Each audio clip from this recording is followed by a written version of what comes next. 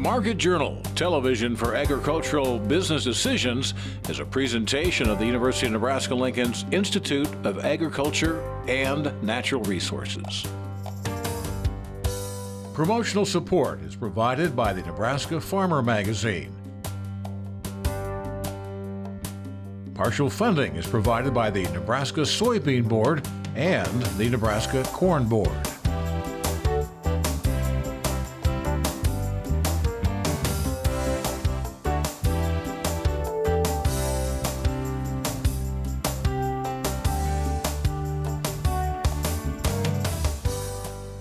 Well, thanks so much for joining us today on Market Journal. I'm Bryce Duskin. You can see it behind me. We join today from the Nebraska State Fair. This year's theme is whatever your flavor. Of course, there's lots to see and do out here at the fair. Concerts, plenty of 4-H and FFA events, and a fan favorite is always the various fair foods. We'll get a glimpse of some of the activities happening out here at this year's State Fair coming up in a moment.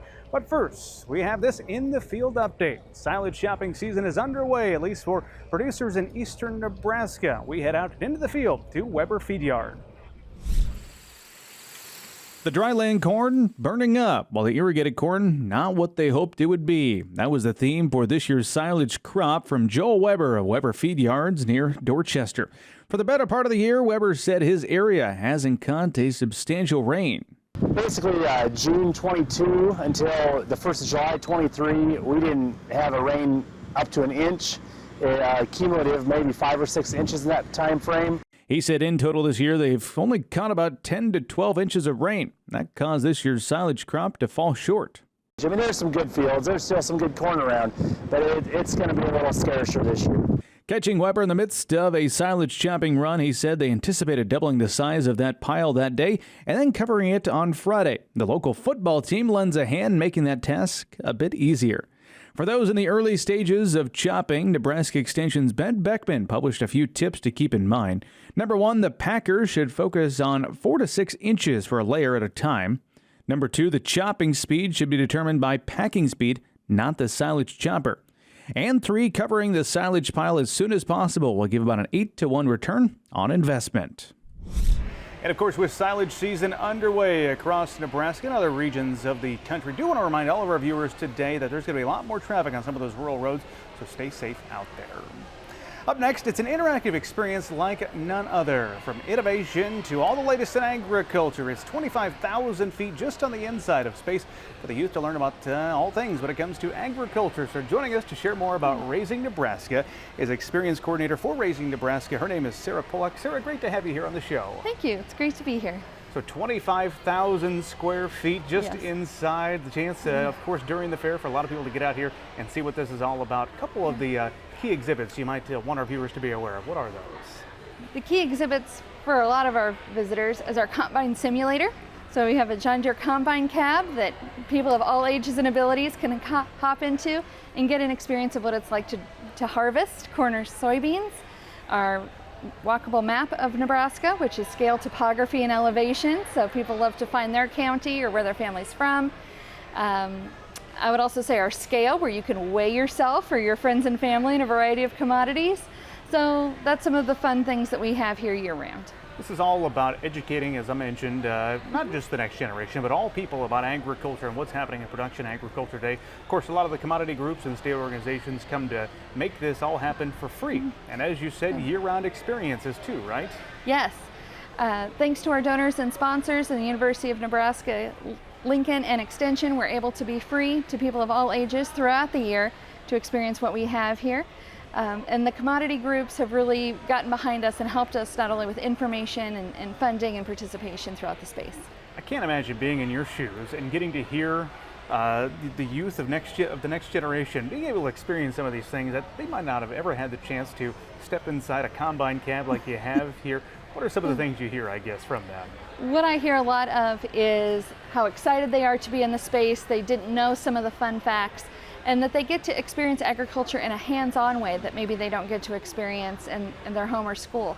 So many of our youth are disconnected from agriculture and where their food comes from, that to be able to come here and see what it's like to milk a cow or to learn the difference between brown eggs and white eggs, those are things they just don't get in their everyday life.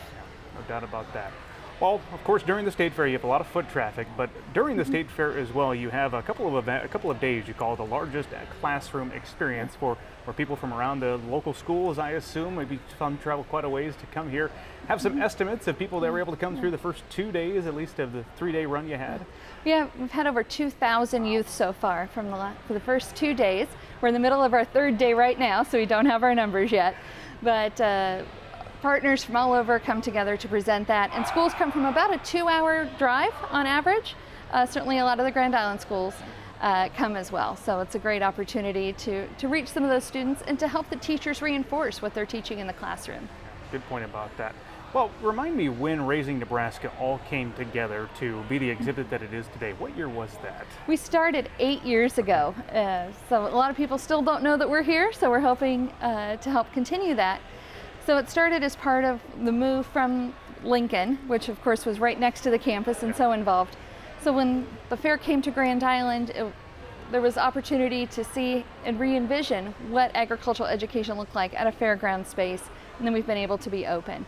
And now that we've been open for 8 years, we've started to think about culturally the world has changed, agriculturally things have changed, and so we've really been thinking about how we do what we do, and to maintain our status as the leader in the nation in agricultural hands-on education. To that point, recently you announced plans. Going to do a few changes here on the inside of Raising Nebraska. Give us a preview in your words what that might look like.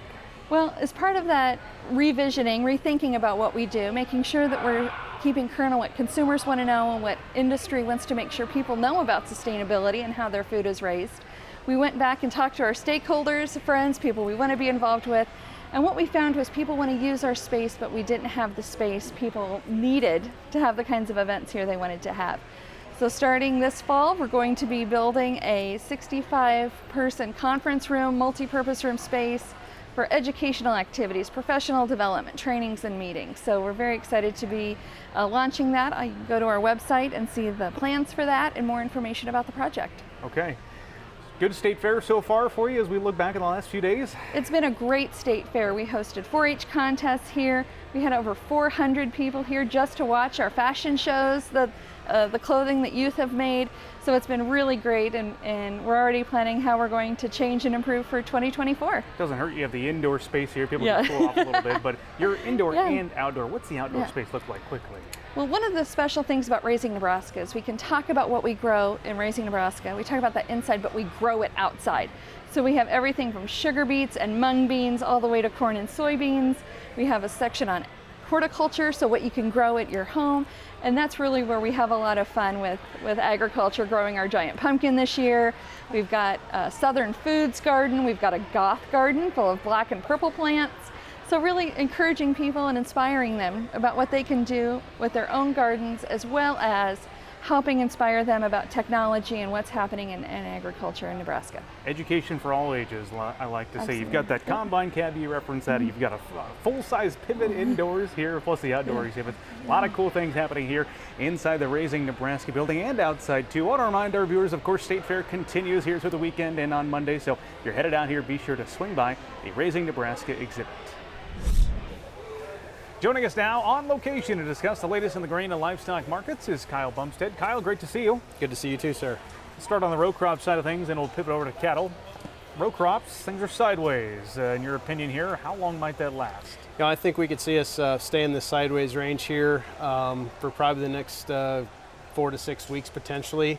You know, the old timers always say the low is around Columbus Day because that's when we had to have all of our slips into the FSA office. So that's typically when the market bottom. But I do kind of see us trading sideways to maybe grinding lower here. We've held support recently around the 470 area, but if we do violate that area in the corn complex, we could see us make a quick turn down to that 450, maybe 440. And then after you start breaking 440, then you're looking at 430 and 420 as your major support areas. And then we've got to go way back on the charts here to find the major support, and then it gets kind of a gray area from a technical standpoint. You're going down a path I don't think our listeners and viewers want to hear today. That's right, that's right. Well, one of the things that we need to kind of keep in consideration here is we're pulling the combines out of the shed here. What's the amount of carry, and is the market paying me to store grain out there to that July timeframe or May timeframe or March timeframe?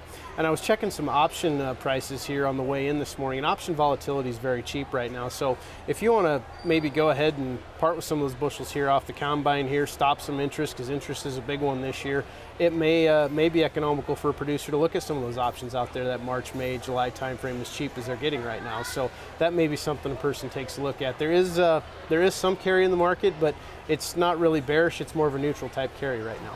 Talk to me more about those options. For a producer watching today has never gone into that realm, what should they know ahead of maybe looking deeper into that? Well, if you're looking into the options and you've gotten rid of the corn or beans or whatever, I'd be looking at some call options, and I'd probably be looking to be a buyer of those options since volatility is cheap. I wouldn't be looking to sell them here unless you have bushels in the bin that are unpriced and you know the risk associated with these, because selling an option carries some risk with it as far as margin and things like that. So if you're buying an option, you know where you're at, you know how much you stand to lose, and you know what there is to gain, and you kind of get a better break-even point figured out when you own that option. All right, one more question on the row crops, and then we'll get into the livestock side. Any potential news that could swing us higher? You only talked about one direction, given your thoughts on the chart support. Well, yeah, there is. As a matter of fact, we don't know how big this crop is, corn or soybeans. I mean, flew into Grand Island a couple days ago, and you could look down and see folks were combining dryland soybeans. Don't know what the yield is there. We obviously don't know what the yield is going to be on corn yet either. That's kind of a moving target at this point. A lot of choppers running up there in the sand hills, and a lot of cutters everywhere going. Western Iowa and western Kansas, all over in cattle country, they're taking corn off. And we don't know the size of the crop yet, but we could also see our export demand pick up as well too, and that's what we ultimately need to see happen is our export demand. We need to get some more demand sparked here for U.S. grain. All right, now over to the livestock, specifically on cattle. I'll just toss it to you. Give us your overview where you see the live and feeder cattle markets at as we speak today. As we speak today, we've been sideways for several weeks in both these feeders and live cattle as we go here. Now, live cattle have been the biggest one that have been sideways for several weeks, and I really don't see us breaking out of this trading range in the October contract from that 177.5 to 183.5 area. I think we're going to maybe stagnate in here for a while. Now, if we break those lows of 177.5 from a technical standpoint, we could see a quick $10 sell-off down to the mid-160s. Now, I know that's not what folks want to hear, but up front here, we do have some cattle around us here. We do have a little bit of supply here, short term, but long term, looking at this live cattle complex, I would not be surprised if we make some kind of a all-time high or cycle high maybe the first half of next year. And that news is probably going to come, obviously, because we have lower numbers out there. We're probably going to start retaining some heifers as well. And then we get some snowstorms or something coming in this winter. You're probably going to get some euphoria, and it could jack this market up pretty good. And that's where a producer needs to look at some of those downside protection areas. You and I were talking about the cost of keeping cattle right now, I guess, in the feed yard and elsewhere. Talk to me through some of the calculations you've been making right now when it comes to trying to figure out how economical is this truly. That's a good question. Actually, a couple days ago, worked through this with some producers and some other folks in my industry. We use the October feeder cattle board and the June live cattle board, and the producers we were talking about were basis Western Kansas, which would be southwest Nebraska as well, kind of in that general area. And we used the Western Kansas Cash Corn Index, and that was priced at 504 bushels. So we used 504 a bushel, we used the feeder cattle board price, and we used the June live cattle contract. And using around 8.5 to 8.75% interest, taking a 1,450 pound steer out, you're looking at about a 210 break even. So that's where it looks to me very imperative if you get some of these rallies here later this year, first part of next year, where you need to look at that downside protection, because we're handling a lot more dollars and our margin hasn't increased as far as profitability. Yeah, I'm glad you brought that up. I think if you're not necessarily in the cattle business, not working in those numbers day to day, you can look at these prices and think, wow, these guys supposed to be making money hand over foot right now. That's right. That's right. Well, and you see like new contract highs in the feeder cattle board this week, and you've got live cattle trading at all-time highs as well. Now the cash market this week has been, the bids are very early in this week so far, but it wouldn't surprise me if cash is steady to maybe a little bit lower when we finally get the calculation here at the end of the week. China continues to come up in various conversations about a lot of things, frankly, but when it comes to the markets, and specifically the livestock front with cattle, what are you watching on that front? What concerns you? What are you keeping an eye on? I'm kind of keeping an eye on their demographic. Last year, China imported $2 billion worth of U.S. beef. Now, I haven't gone back and adjusted for inflation and tonnage and things like that, but their number one consumer of beef in that country is the single male population from about that age 20 to 35. So they're the ones over there that are consuming the beef. But also you need to look at their economy as well. They've done some things over there recently. They've cut interest rates and tried to get folks stimulate their economy by cutting margins and things like that, trying to get folks to invest in their stock market and things like that. So that's one economy we really have to watch. And If we do see some fallout, it could potentially trickle over here into the U.S. economy. Now you look at the U.S. economy, we're sitting here with all-time record high credit card debt. So, consumption of beef is great. We're moving it, people love it, but we've got some things out there that are still lurking out there kind of in the weeds, so to speak. On last week's program, we spent quite a bit of time talking about herd rebuilding. And one of the things that comes into play there is interest rates. Those keep ticking higher at this point. What impact would that have on a producer's mindset, whether to keep their heifers or not? That's the main driver right there is, are we going to keep them or are we going to part with them? And when you look at the interest rates, I know some ranching operations are looking at 10 to 11% interest here this year, and if that rate continues to keep going up, then you're probably going to see more heifers get placed in the feed yard as opposed to put back in the herd. So I do think that once those interest rates kind of, we start to, if we don't raise rates anymore and we start to maybe work down, you're probably going to see a little bit more heifer retention start to take place. Good to have Kyle in person out here at the Nebraska State Fair. Do appreciate him joining us for that segment. Now, coming up next week, we'll be joined back in the studio with Heather Ramsey from the ARC Group. As always, we welcome your commodity questions here on Market Journal, so go ahead and send us an email with your question for Heather. Up next, Husker Harvest Days is going to be here before we know it, here later in the month of September. Of course, it takes lots of people and partnerships to coordinate that big event that happens just west of Grand Island each year. Now, since the first show back in 1978, the Agriculture Institute of Nebraska, a local entity consisting of 11 board members, has been there for rides, providing volunteers for all those information booths and much, much more. But why do they do it? As one of the retired board members says, because we care about Husker Harvest Days and we care about agriculture. You can read all about the work of that volunteer group by reading the September issue of the Nebraska Farmer. Well, it is now time to turn our attention over to the latest when it comes to weather. Joining us now is Nebraska Extension Ag Climatologist and Market Journal's Chief Meteorologist, Eric Hunt. Eric, it is a new month now. Could we expect that August heat to stay, well, in the month of August? Well, thanks, Bryce. And the short answer is no, we are not going to have a break from the heat as we get into September. Good news, though, with the U.S. Drought Monitor, which was released on Thursday morning, we did see more of southeastern Nebraska get removed from drought. So we now have 50% of the state in drought. That's the best we've been in quite a while. Even better, we have over 30% of the state is free of both drought and abnormal dryness. In terms of how vegetation conditions are looking, again, still relatively good conditions across southeastern Nebraska, where we have seen some improvement, where we have seen the most improvement, frankly, in the last 6 to 8 weeks.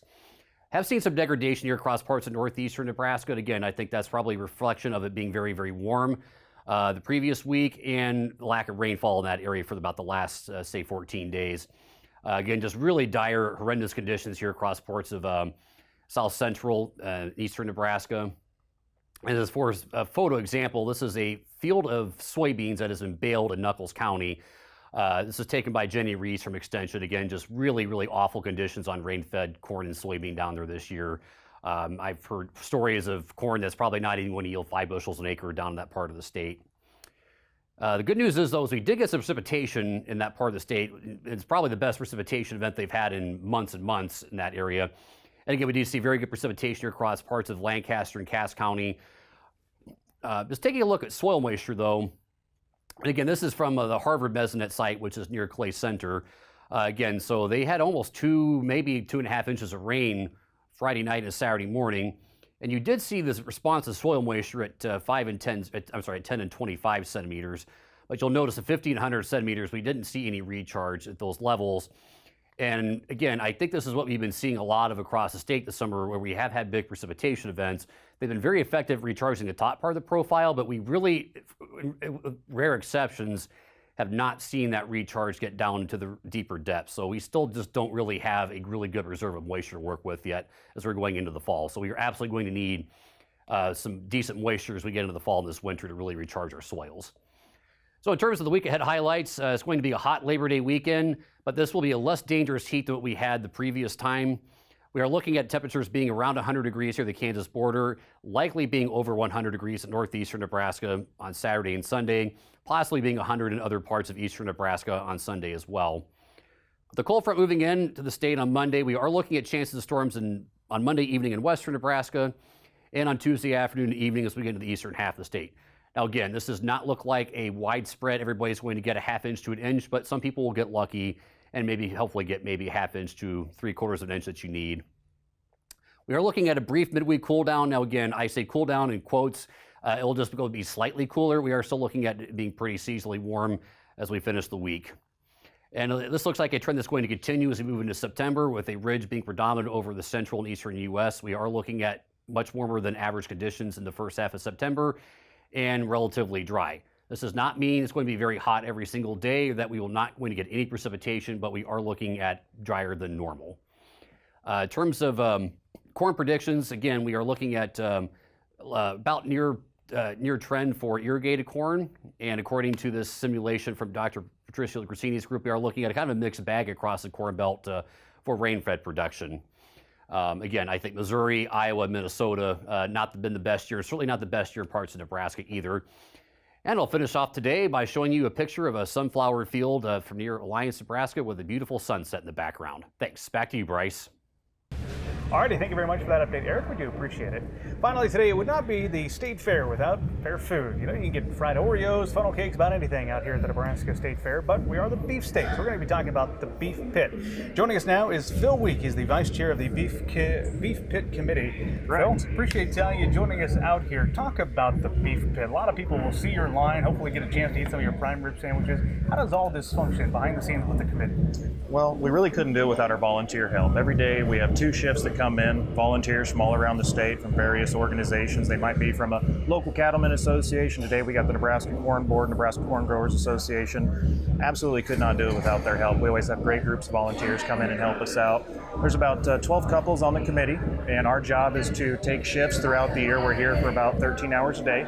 So we open our doors every morning at 10 o'clock. We have to get here a little bit before that, and of course there's some cleanup afterwards. But you know, it's a real cooperative effort, a team effort with everybody here to make sure that we can get folks through our line and get them a high quality product at a reasonable price out here at the State Fair. What are the options when it comes to the menu? What can people order? Well, everybody's favorite is always the prime rib sandwich. We've got a prime rib special. That's your prime rib sandwich, 2 sides and a drink for $15. We've also got roast beef, barbecue beef, and we got an all beef hot dog for the kiddos or anybody that doesn't want a prime rib sandwich. A lot of times I reference, people can see a line out your door, which is always pretty neat, but you move quickly in here. We do move quickly. You know, the nice thing is once you get in the door, not only are you in this great facility provided by the Nebraska State Fair with air conditioning, but it's about 7 or 8 minutes once you get in here from the time you walk in the door, time you get your food. I know yesterday we had a line that stretched clear down the way and it's about a 45-minute wait, so we try to get smooth through as fast as we can. What's the goal from your perspective, the committee's perspective? What do you guys want to do out here? Well, you know, Nebraska's the beef state. Beef is a high-quality product, nutritious, and our job is to educate folks out here that might not be familiar with the beef state or the beef industry in Nebraska and how much benefit it provides to the state as a whole. So we're here to show a high-quality product, so everything we serve is certified Angus beef, which is the upper third of choice on the grading scale. So it's a high-quality product out here that you're going to get. And we just want to promote the beef industry, promote education, and how you can, you know, incorporate beef into your diet and help promote the industry in the state. Where are you cooking all this beef at? Of course, here we see the front side of it. So out in the back, we've got a very large pit cooker, and it's on a rotary type rack system. So we put several whole primals in there. That'd be the whole prime rib, and then we've also got some rounded certified Angus beef as well for our roast beef sandwiches. But we got a crew that runs the cooker, so we put them out there. It takes about 3 to 4 hours. That's a nice slow cook. A lot of folks ask us, what do you season the beef with? You know, what are you putting on it? And absolutely nothing. We don't put salt, pepper, anything on it. It just goes on the cooker. It slow cooks throughout the day. We bring it in, we cool it down and slice it up for folks and get it served. You guys have been doing this, the Nebraska cattlemen, I should say, since the mid-1980s when the State Fair was back in Lincoln, of course, made the transition to Grand Island. What do you enjoy about volunteering? You know, one, it's the committee. You know, you make friends with the folks out here. They're good people. A lot of us are farm folks, you know, really enjoy the industry, really enjoy the state. So there's a lot of camaraderie with the committee. I can't be out here for more than 10 minutes, it seems like, without seeing someone you know. So you get to see a lot of people, and it's just the process. It's the goal of getting all the sandwiches served, doing a good job for folks, and getting a good product out the door to them. Just a great experience overall at State Fair. Speaking of that goal, of course, most of the vendors out here looking to make some money. Absolutely. Folks, of course, wanting to get a good bite to eat, but that's not the case with the committee and the beef pit. No, not necessarily. I mean, the goal is not to lose money out here, of course, but you know, our primary mission is to promote beef and Nebraska agriculture here at the Beef Pit. So we rely heavily on volunteer help. As I said, all of our crews coming in, we got great volunteer help, and of course we got some sponsors as well that we like to give away some tickets to the 4-H and FFA kids so they can come out, you know, get a sandwich as a little bit of a reward for their hard work out here. And really, again, the goal is we want to promote the beef industry. You know, it's a high quality product, it's a safe product, nutritious, great to eat, and we just really want to showcase that out here. Nebraska State Fair always working to come up with some specials to get people back out here. Maybe Absolutely. for the second or third time. You guys have some deals as part of that you ran throughout the week. We do, and I think the Nebraska State Fair has done a great job to really mix things up and provide some opportunity for folks to come out with some specials. So yesterday for $2 Tuesday, of course, $2 gate entry, but with that you can come out here and if you buy a prime rib sandwich, you can get a roast beef sandwich as well for $2. And on $3 Thursday, it's the same thing, only it's $3 for that roast beef sandwich. So if you come out, you buy a prime rib sandwich, either as part of the special or just a sandwich, you get that roast beef for $3 on Thursday and $2 yesterday. Making me hungry just talking about it. Absolutely. Phil Week, he's the vice chair of the Beef Pit Committee out here at the Nebraska State Fair. Beef State, got to have the beef pit every time you come out here to the Nebraska State Fair. Well, that is about all the time we have for this week's broadcast. We appreciate you joining us for our coverage of this year's Nebraska State Fair. Thank you to all our special guests and the people and the volunteers who make this event possible. We'll leave you with this, some of the sights and sounds from this year's State Fair.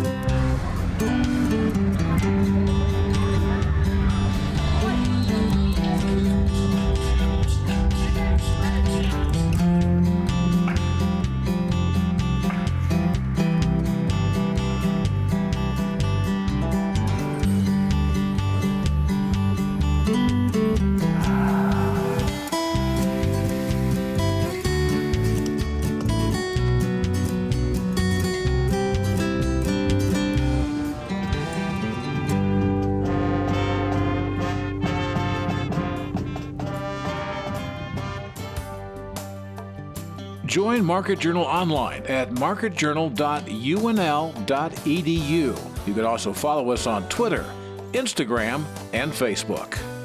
Promotional support is provided by the Nebraska Farmer Magazine. Partial funding is provided by the Nebraska Soybean Board and the Nebraska Corn Board. Market Journal is produced by the University of Nebraska-Lincoln's Institute of Agriculture and Natural Resources.